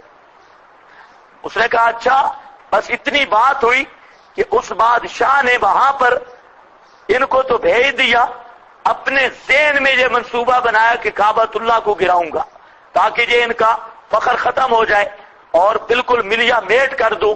بہرحال اس نے سوچا تھا کہ اس کے سر درد شروع ہوا, اور سر درد کے بعد اس کی کیفیت یہ بن گئی کہ اس کے ناک سے ایسی بدبو اور کانوں سے بدبو شروع ہوئی کہ کوئی آدمی اس کے پاس بیٹھ نہیں سکتا تھا. بڑے ماہر اطباء لوگوں نے منگوائے ان کی اصلاح کے لیے, لیکن کسی کو سمجھ ہی نہیں آتا تھا. وہ جو ان کے علماء تھے ان کی میٹنگ ہوئی, انہوں نے بادشاہ سے ایک آدمی کو وکیل مقرر کر کے پوچھا کہ آپ نے کوئی خاص منصوبہ تو نہیں بنایا. انہیں شک پڑ گیا کہ شاید یہ شاعر اللہ کی توہین کا منصوبہ ہو. دوبارہ اس نے کہا کہ میں نے ایک دیر بات میں طے کی کہ کعبۃ اللہ کو گراؤں گا اور ان لوگوں کا فخر توڑوں گا. انہوں نے کہا دوائیوں کی کوئی ضرورت نہیں, اللہ سے توبہ کریں, اس ارادے اور عزم سے یہ سب اللہ کی پکڑ آ گئی ہے. چنانچہ اس بادشاہ نے اس مقام پہ توبہ کی, اور پہلا شخص وہ ہے جس نے کعبۃ اللہ کو غلاف بھی چڑھایا, طواف بھی کیا اور کعبۃ اللہ کو غلاف بھی چڑھایا. آگے سفر کرتے ہوئے وہاں سے نکلا تو اس زمین پہ پہنچا جہاں مدینہ منورہ ہے. اس زمین پر جب پہنچا, اس زمین کو دیکھا تو یہ زمین بالکل بنجر بے آباد, ایک پانی کا کنواں تھا اور کوئی چیز بھی نہیں تھی, بالکل بنجر بے آباد. کھجوروں کے کوئی درخت تھے وہ بھی کہیں کہیں. تو وہاں پر ان کا پڑا ہوا وہ پانی دیکھ کر وہاں پر ٹھہر گئے. تو اس کے بعد جو ہے رات کو جب بیٹھے علماء آپس میں تو وہ ایک دوسرے کو یاد علمی گفتگو چھڑ گئی, اور انہوں نے کہا کہ یار یہ تو وہ جگہ لگتی ہے جس کا ہماری کتابوں میں تذکرہ ہے, اور یہ نبی آخر الزمان کا دار الہجرت ہے. کو سمجھ آئی یہ بات؟ یہ بات اب انہوں نے علامتوں سے پہچانا کہ نبی آخر الزمان کا جو ہجرت کا مقام ہے اس کی علامتیں یہی ہیں، اسی طرح کھجورے ہیں، یہ ہے وہ ہے، تو بڑے ماہر تھے. تو انہوں نے بیٹھ کے فیصلہ کیا کہ واقعی یہ تو وہی مقام ہے. بادشاہ کی خدمت میں عرض کی کہ ہم پوری دنیا سے اکٹھے ہوئے ہیں، کوئی کس جگہ سے کوئی کس جگہ سے، اور قسمت جہاں پر لائی ہے اپنے عزم سے آئی نہیں. تو یہ جگہ تو وہ ہے جو نبی آخر الزمان ان قریب ان کا نبی کی آمد ہونے والی ہے، اور اس مقام پر وہ نبی کا دار الہجرت ہے، جہاں وہ ٹھکانہ بنائیں گے ہجرت. تو آپ اگر مہربانی کریں ہمیں اجازت دے دیں تو ہم یہاں پر رہ جائیں، اور تاکہ اس نبی کی ہم نصرت کریں. چنانچہ اس بادشاہ نے جب یہ سنا تو اس نے کہا کہ 1 سال تک میں بھی تمہارے ساتھ ہوں، اس نبی کی آمد کا انتظار کروں گا 1 سال تک، اور اگر آ گیا ٹھیک، نہیں تو تمہیں میں مکانات بنا دیتا ہوں اور تم ادھر ہی ٹھہرو. اس بادشاہ نے وہاں پر مکانات بنائے اور سب مولویوں کو مکان بنا دیے، راشن خرچہ دے دیا. اب وہ مولوی رہ گئے نبی آخر الزمان کی انتظار میں. سال تک بادشاہ رہا. سال جب گزر گیا تو اس نے کہا میں اب چلتا ہوں، لیکن اس نے ایک خط لکھا. اس میں وہ خط بھی حدیث کی کتابوں میں موجود ہے. اس بادشاہ نے خط لکھا اور خط کا مضمون یہ تھا کہ میں آپ کے نبوت پر ایمان لایا ہوں ان علماء سے سن کر، اور میں نے آپ کو سچا نبی مان لیا ہے، اس لیے آپ میرے ایمان کے گواہ بن جائیں. کوئی نہیں، کوئی ایٹم بم تو نہیں آیا نیچے؟ چوہا گرا اور مجاہد ڈر گئے. ماشاء اللہ. اچھا کیوں، کیا مصیبت ہے؟ ہاں، چیڑی سے ڈر رہے ہیں؟ خدا کے بدلے واہ واہ. جو اس نے 1 سال تک وہاں رہا، سال تک رہنے کے بعد اس نے خط لکھا اور ان کو وصیت کی کہ یہ نسلاً بعد نسلاً خط چلے، ایک نسل کے بعد دوسری وہ نبی آخر الزمان آ جائے تو آپ تک یہ خط پہنچنا چاہیے. ایک مکان اس نے بنایا کہ یہ نبی پاک صلی اللہ علیہ وسلم جب آئیں گے تو اس مکان میں آپ قیام کریں گے. تو اس نے اخلاص سے یہ کام کیا. یہ آبادی مدینہ کی بڑھتی گئی، اور یہ جتنے یہودی تھے انہی مولویوں کی اولاد تھے، جتنے یہودی ادھر تھے انہی مولویوں کی اولاد تھے. وہی لوگ تھے جو اس انتظار میں تھے نبی آخر الزمان آئے گا. 1000 سال کے بعد نبی پاک صلی اللہ علیہ وسلم ہجرت کر کے وہاں پہنچے. اس وقت اسی خاندان میں وہ خط تھا، اور وہ خط راستے میں آپ تک پہنچایا گیا. ابو بکر صدیق اور بعض روایات میں آتے حضرت علی نے وہ خط پڑھ کے آپ کو سنایا.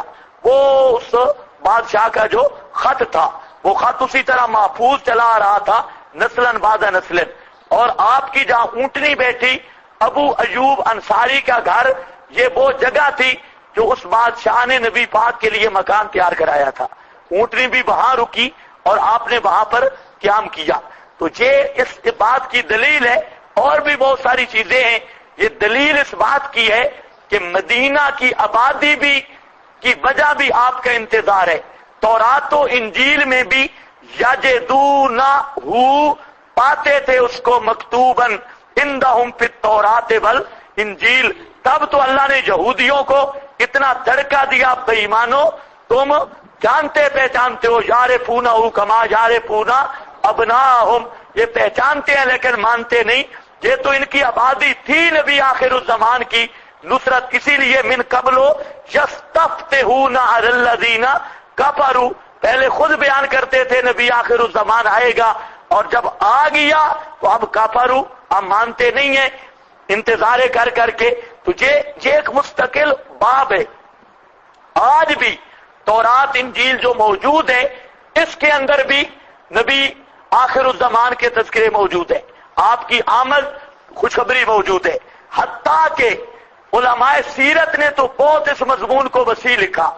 اور وہ جو آیت آتی ہے نا ذالک مثلہم فی التوراۃ و مثلہم فی الانجیل، ابن عساکر وغیرہ میں اور اس طرح کی کتابوں میں، تو جہاں تک مورخین نے لکھ دیا کہ حضرت عمر فاروق رضی اللہ تعالیٰ عنہ جب بیت المقدس فتح ہوا تو وہاں پر بیت المقدس کے اندر بیٹھے تھے، ایک بوڑھا آ گیا. بوڑھے نے ایک چٹ دکھائی، تو حضرت فاروق اعظم ہنس پڑے اور کہتے ہیں کہ یہ میرے پاس کا معاملہ نہیں ہے. تو لوگوں نے پوچھا یہ کیا ہے؟ تو حضرت عمر فاروق کہتے ہیں کہ میں زمانے جہلیت میں اونٹ چرا رہا تھا اور یہ بوڑھا میرے پاس آیا تھا، اس وقت یہ جوان تھا، یہ میرے پاس آیا، یہ مجھے دیکھتا رہا، دیکھ کر تو مجھے کہتا ہے کہ تجھے مبارک کو ایک وقت آئے گا کہ بیت المقدس اور فلانے ایریا وہ تو فتح کرے گا. مجھے دیکھ کر، یہودی تھا وہ بوڑھا، اس وقت یہودی تھا. تو میں نے اس سے مذاق کیا کہ مجھے تو اونٹ چرانے کا طریقہ نہیں آتا اور ان ایریوں کو میں فتح کروں گا اور یہ ہوگا وہ. تو اس نے مجھے کہا کہ یہ بات ہوگی. تو میں نے اس سے پوچھا کیسے پتا ہے آپ کو؟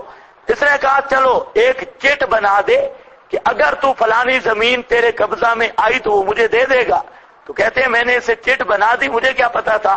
اب یہ وہ چٹ لے کے آیا ہے اور کہتا ہے کہ وہ زمین میرے حوالے کرو.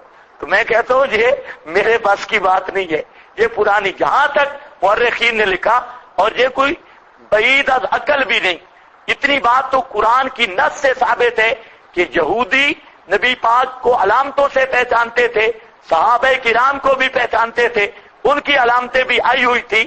تو ایسے واقعات یہ بعید از عقل بھی نہیں، اور مورخین نے بہت عجیب عجیب واقعات لکھے ہیں یہاں پر، اور یہ کوئی بعید از قیاس بھی نہیں. دیکھو الذین، قرآن کی تفسیر بنانے کی ضرورت نہیں.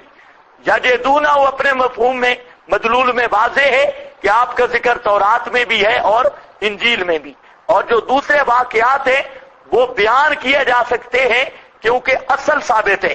یجدونہ مکتوبا عندہم فی التوراۃ والانجیل یأمرہم بالمعروف، حکم کرتا ہے ان کو بالمعروف، معروف کے ساتھ، نیکی کے ساتھ، وینہاہم، اور منع کرتا ہے ان کو منکر سے. سمجھ گئے ہو نا؟ معروف، عارف المعروف کیا ہے؟ قول لا الہ الا اللہ، ان تدعوہم لا یسمعوا دعاکم ہم عن دعائہم غافلون. یہ ہے اعلی عارف المعروف. ینہاہم، منع کرتا ہے ان کو منکر، شرک، کفر، بدعت، سارے گناہ. ویحلو، یہ ہو چکا ہے، حلال بیان کرتا ہے، حلال بتلاتا ہے ان کو، طیبات، طیب چیزیں، اور حرام بتلاتا ہے ان پر، حرام بتلاتا ہے ان کے سامنے. الخبائث، اس کی بات ہو چکی ہے، خبیث چیزیں. ویضع عنہم، اور اتارتا ہے ان سے اصرہم، بوجھ جو ان کی شریعت میں پہلی شریعتوں کے بوجھ ہیں، بڑے بھاری بوجھ، ان کو اتارتا ہے. بل اغلال، اور اغلال پھانسیاں، اللاتی کانت علیم، جو ان پر تھی. یہود کی شریعت میں سختی تھی نا، وہ سخت احکام تھے، آپ نے آ کر ان کو منسوخ کیا اور وہ سخت احکام ختم ہو گئے. الذین آمنوا بھی، بس وہ لوگ جو ایمان لائے ساتھ اس نبی امی کے، عزروا، انہوں نے عزت کی. عزت کی تھے عزروا، التعزیر، تعزیر کس کو کہتے ہیں؟ التعظیم مع النصر، التعظیم مع النصر، کسی کی تعظیم کرنا لیکن صرف انگوٹھے نہ چومنا. مع النصر، دین کی نصرت کرنا، نصرت ہے التعظیم مع النصر. قرطبی وغیرہ نے معنی کیا تعزیر کا التعظیم مع النصر، یہ وَنَصَرُوهُ، اور مدد کرتے رہے. وَاتَّبَعُوا النُّورَ، یہ ہے تعظیم رسول کا معیار. وَاتَّبَعُوا النُّورَ، اور تابعداری کی نور کی. کون سا نور؟ الذی انزل معہ، وہ نور جو اس رسول کے ساتھ اترا، وہ نور جو اس رسول کے، محبت رسول کا معیار قرآن ہے. واتبعوا، یہ سمجھتا ہے عشق رسول ہے. 6 پلیٹاں جو مولوی کھا جائے وہ بڑا عاشق رسول. حلوے کی 6 پلیٹیں گئی، لکڑ ہضم پتھر ہضم، یہ بڑا عاشق رسول ہے. اور جو ایک کھا سکے بیچارہ آپ جیسا کمزور ہو تو اس کا عشق کچا ہے، اور جو بالکل حلوہ ہضم نہ کر سکے تو وہ گستاخ ہے. یہ حلوے کی پراتیاں، یہ کھانے والے مجنو تھا نا، لیلا کا شنا تھا، دوست تھا لیلا کا، تو وہ مجنو کو چوری بھیجتی، مجنو چوری کھا لیتا اور صحیح ہٹا کٹا مشرک ملا کی طرح بن گیا. صحیح. ایک دن لیلا نے، وہ مجنو جو اصل مجنو تھا اس کی جگہ ایک نقلی مجنو بیٹھ گیا. نقلی مجنو، اصل مجنو کو، اصل عاشقوں کو پیچھے ہٹا دیا جاتا ہے، درمیان والے بہت ہوتے، وہ درمیان والا آ گیا نقلی مجنو. اب لیلا بھی سمجھ گئی بھئی یہ اصلی نہیں لگتا، یہ کوئی نقلی ہے. تو اس نے امتحان لیا، اس نے کہا کچھ دن تو کھلایا. تو لیلا نے وہ چھری، یہ بھی مولانا روم صاحب نے لکھا ہے مثنوی میں، اس نے چھری ڈالی پلیٹ میں، چھری دی اور پلیٹ بھی دی، اور کہا کہ مجنو کو کہو کہ لیلا کہتی ہے کہ یہاں جو ہے نا ران کا گوشت چاہیے، یہ ضرورت پڑ گئی ہے. یہ چھری بھی بھیجی ہے، پلیٹ بھی. اس نے دیکھا یہ تو نقلی تھا، اس نے کہا کوئی ران شار کا گوشت نہیں، لے جا، کوئی گوشت نہیں. وہ لے آیا خالی پلیٹ. اس نے کہا یہ کیا؟ کہتا ہے کہ مجنو تو خون کا قطرہ دینے کے لیے تیار نہیں. تو لیلا نے کہا پھر تو بھول گیا، کھانا دینے والا یہ چوری والا مجنو تھا، یہ وہ اصل مجنو نہیں تھا، چوری والا مجنو تھا. اگر اصل مجنو ہوتا تو وہ جان بھی نکال دیتا. تو یہ سارا نقلی، یہ جتنے ہیں نا بریلے، یہ چوری والے مجنو ہیں، سارے چوری اور حلوے والے مجنو. اور کھانا پینا ہو تو سبحان اللہ، دعوت ہو، خوشبو آ رہی ہو اور اتنا آگے بڑھیں گے بھوکے گدھوں کی طرح.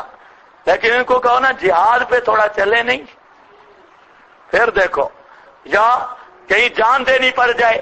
یہ علماء دیوبند تھے جنہوں نے اپنی جانوں کے نذرانے پہ کھیل کر مشن رسول کی حفاظت کی ہے.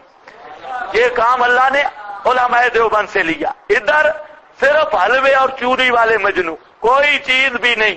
کھائیا بھئی کھائیا، ڈڈا نو بدھائیا، انے کھوجی میں اٹا پہندیا نے پائیا. تو یہ سارا یہی مال ہے.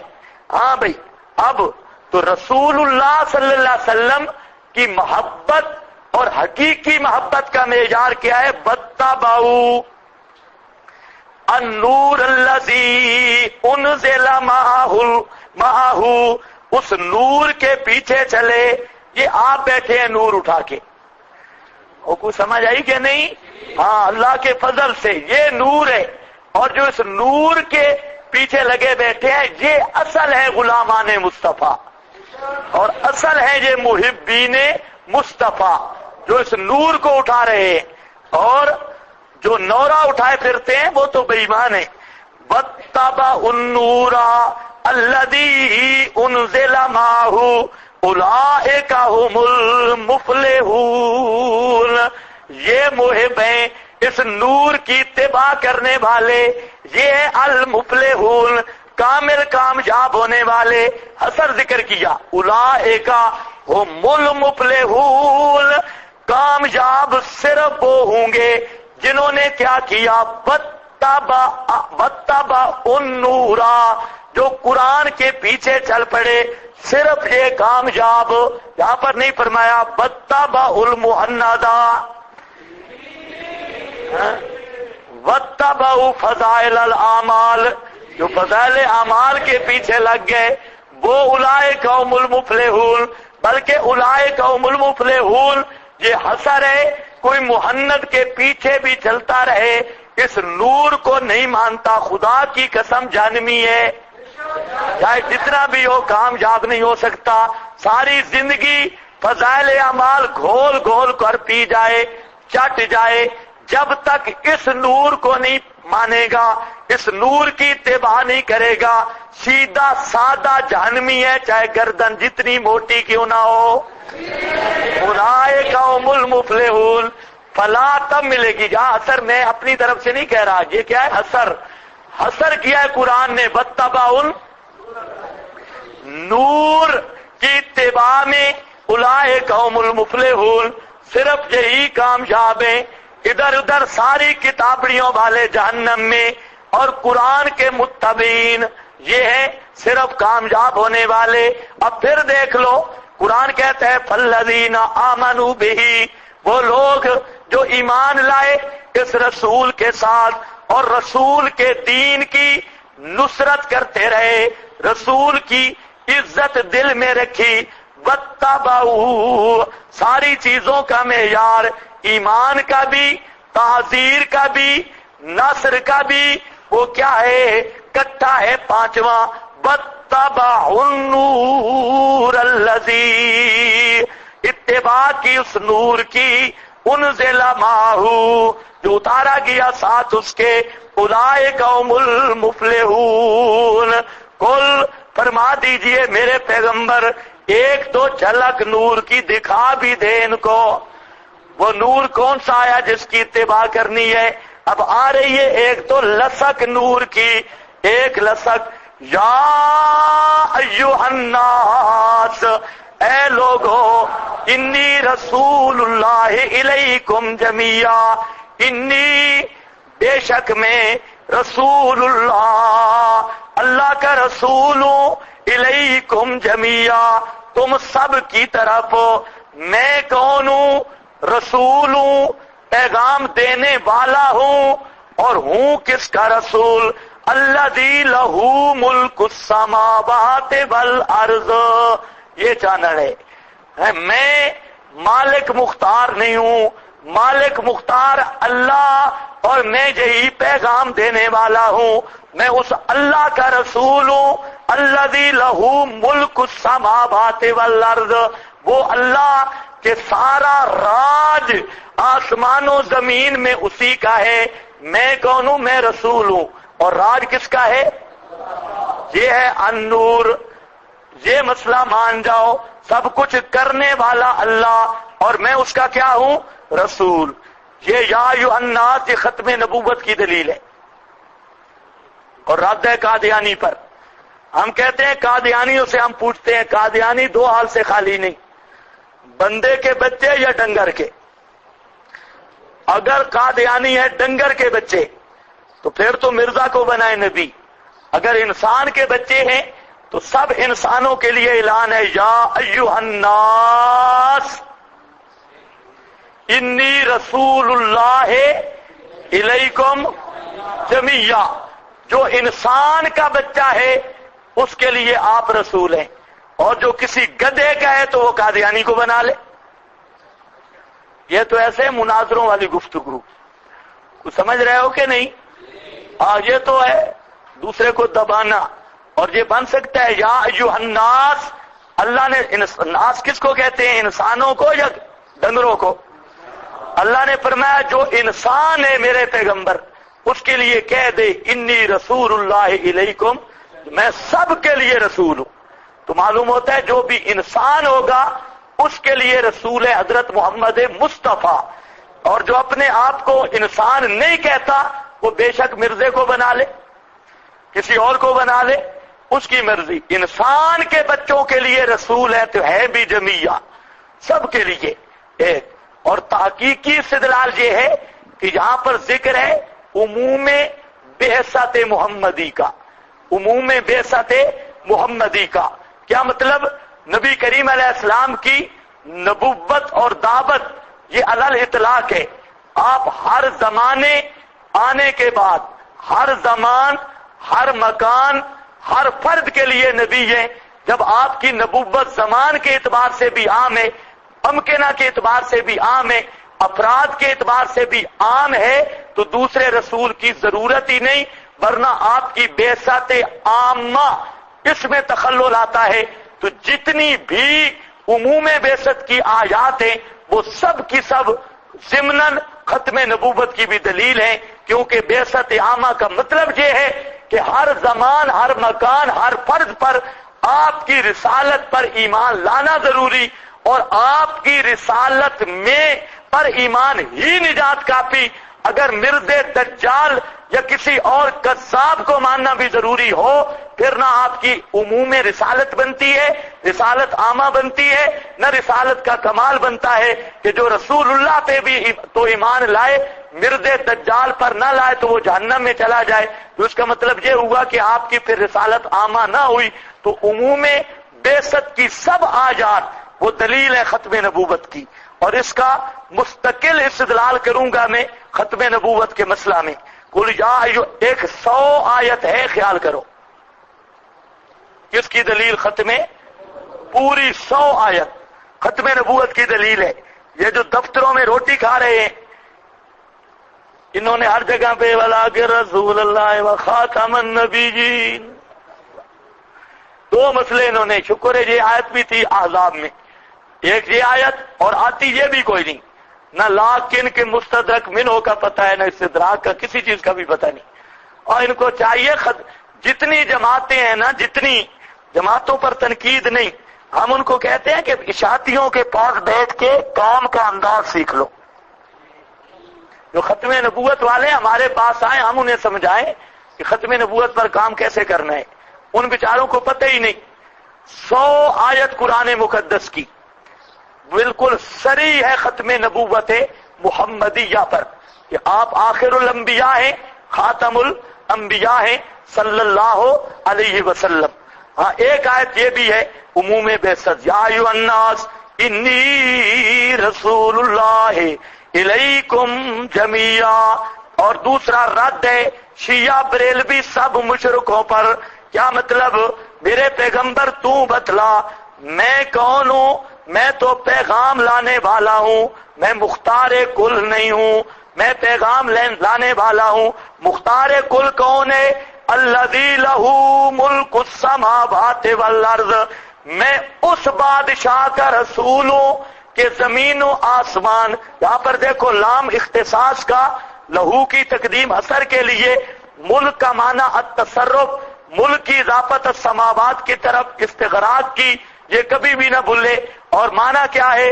زمین و آسمان کا سارا تصرف، زمین و آسمان کی ہر چیز میں متصرف ہونا یہ اسی ہی کا خاصہ ہے، کوئی ناری نوری اس میں شریک نہیں۔ لا الہ الا ہو، یہ اس نور کی چمک ہے۔ لا الہ الا ہو، کوئی نہیں کار ساز، حاجت روا، مشکل کشا اور حق عبادت کا مستحق ہوا جو سوا اللہ کے، جو ہوجیب یمیت، وہی جان نکالتا ہے، جان ڈالتا ہے، یمیت اور جان نکالتا ہے۔ فآمنوا باللہ، یہ ہے نرا نور، اس نور کو مانو۔